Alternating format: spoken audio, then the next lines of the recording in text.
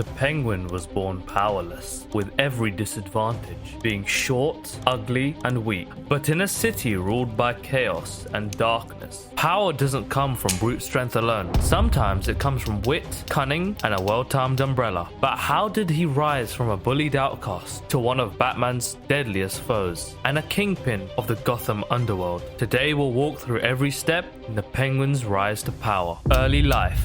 Oswald Chesterfield Cobblepot was born into a life of contrasts. In some versions, like the New Earth comics, he grew up in a wealthy but neglectful family. In others, such as Batman Returns 1992, he was cast out as an infant due to his deformities. What stayed consistent though were the hardships he faced growing up. Bullied for his short stature, hooked nose, and fascination with birds, young Oswald became hardened by the world's cruelty. As described in Detective Comics 58, 1941, these experiences planted the seeds of his lifelong obsession with respect and power. This early isolation fueled his drive for respect and power. The boy who was mocked for his differences would later become a man determined to command fear and loyalty in equal measure.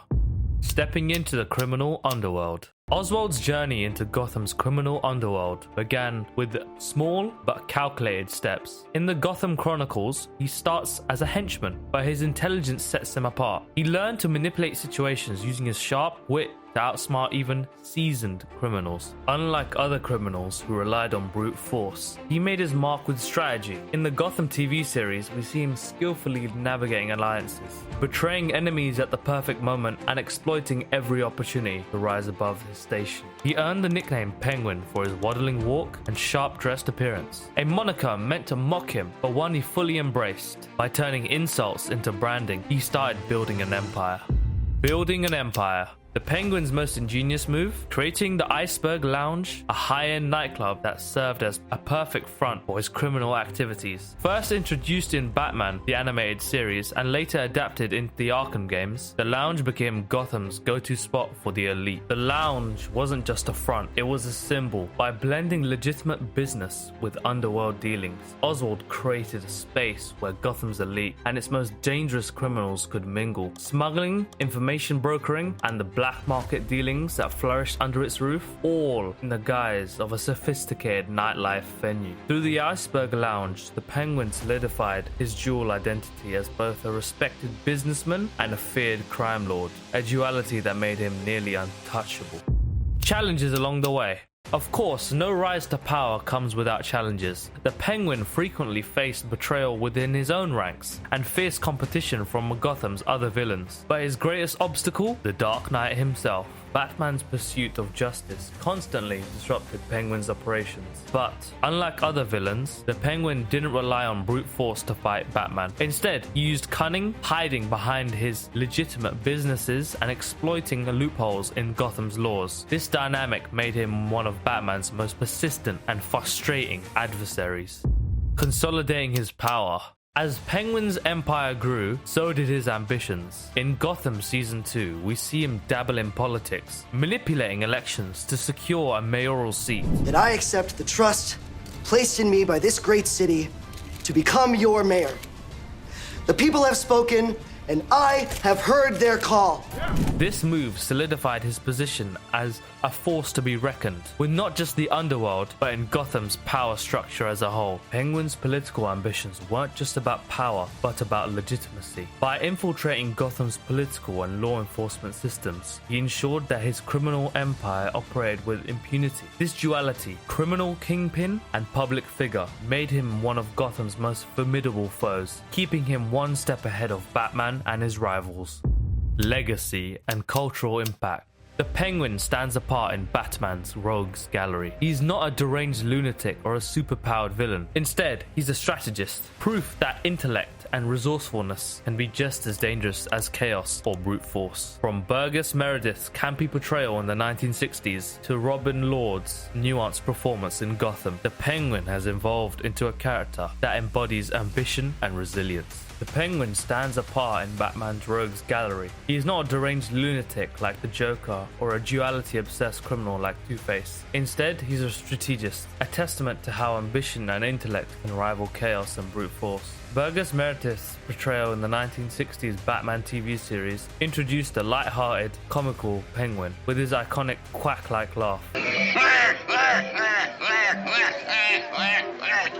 and constant use of umbrellas. This version became a pop culture icon, defining the character for generations of fans. Fast forward to 1992, the Danny DeVito's Penguin in Batman Returns gave audiences a darker, more grotesque iteration. This Penguin was deeply tragic, a malformed outcast whose bitterness shaped him into a monstrous yet oddly sympathetic villain. Burton's vision expanded Penguin's potential as more than just a schemer. He was a creature of circumstance, both horrifying and pitiable. In Gotham, Robin Lord Taylor delivered a career-defining performance as a young Penguin. His portrayal imagined Oswald as an ambitious, manipulative anti-hero, charting his transformation from a low-key lackey to Gotham's Kingpin. This nuanced take gave us a deeper understanding of the man behind the umbrella. More recently, Colin Farrell's portrayal in The Batman brought a grounded, gritty perspective. Farrell's Penguin was a criminal with charisma and wit, a man deeply entrenched in Gotham's underworld, yet relatable in his pursuit to power. His role laid the groundwork for the Penguin's standalone series, promising to further explore his rise in the Matt Reeves universe. These portrayals highlight the character's adaptability across decades, cementing his place in pop culture more than just the Batman's villain. He is a reflection of the times and the themes in each era. Analyzing Penguin's strategies. Penguin's rise to power is a masterclass in strategic thinking. He doesn't rely on brute strength or chaos. Instead, he plans meticulously, leveraging his wit and resources to outmaneuver both his enemies and allies. A key part in his strategy is branding. The name Penguin started as a cruel insult, but Oswald embraced it, turning it into a symbol of his identity. The monocle, the umbrella, and tuxedo are not just eccentricities, they're tools of psychological warfare, designed to project an image of control and sophistication. Another one of Penguin's strengths is his adaptability. When one scheme fails, he pivots effortlessly to the next. In Gotham, he plays both sides of the criminal underworld and Gotham's political system, switching allegiances when it suits his goals. In Batman, the animated series, he uses the Iceberg Lounge as a shield, maintaining plausible deniability when conducting his criminal operations. Ultimately, the Penguin's greatest asset is his intellect. He's always thinking 2 steps ahead, ensuring that when he loses a battle, he's still winning the war.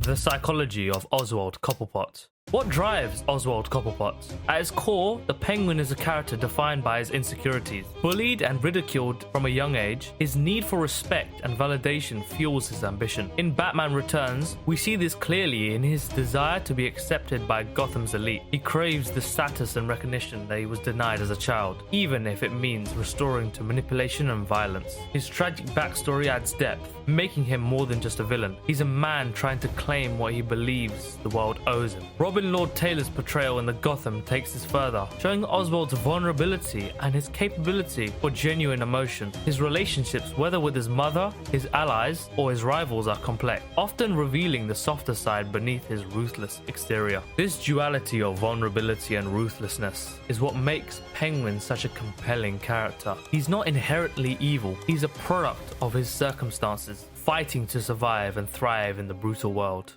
The Penguin's influence beyond Gotham. Beyond the world of Gotham, Penguin's influence extends into multiple forms of media. In the video games like Batman Arkham City, he's portrayed as a ruthless crime boss with a penchant for violence. The Arkham series showcases his darker, more dangerous side, blending his traditional wit with an edge of brutality. In the animated series like Batman vs. Dracula, Penguin's schemes often set larger events into motion, proving that even in a city full of supervillains, his cunning makes him a formidable player. And in the Lego Batman franchise, his lighter, comical side shines, showing his versatility as a character. Even outside the Batman universe, Penguin's archetype, an underestimated figure rising to power through cunning, has inspired similar characters in fiction. His story resonates because it's ultimately about overcoming adversity, albeit through morally dubious means. The Penguin's journey from outcast to Kingpin is a story of ambition, resilience, and reinvention. Whether you see him as a tragic anti-hero or a calculating villain, there's no denying the impact that he's had on Gotham and on audiences worldwide. What makes the Penguin truly unforgettable is his ability to adapt, survive, and thrive in a world where power is everything. He's proof that intelligence and determination can rival even the strongest. So what's your favorite Penguin moment? Let us know in the comments below. Don't forget to like, subscribe, and hit that notification bell for more deep dives into your favorite characters.